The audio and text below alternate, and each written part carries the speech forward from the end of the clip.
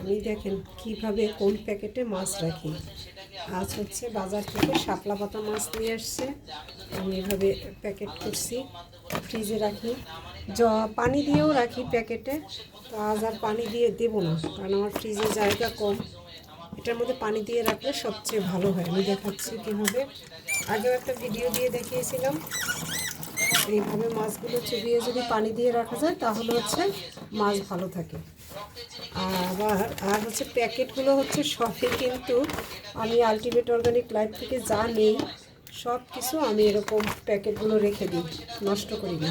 সেই প্যাকেটের মধ্যেই আমি মাছ রাখি, মাংস রাখি। দেখুন এটা হচ্ছে ব্ল্যাক কাকাম পাউডার, মাকা পাউডার, এটার মধ্যে রাখছি। এইভাবেই আমি যে কোনো কিছু মাছ মাংস প্যাকেট করি।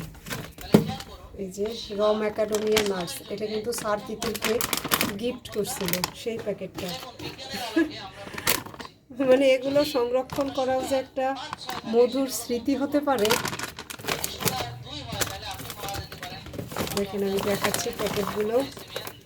এই যে দেখেন কাকা পাউডার, বেকিং সোডা, আর কি আছে, এটাও বেকিং সোডা, কফি, স্প্রিলুনা,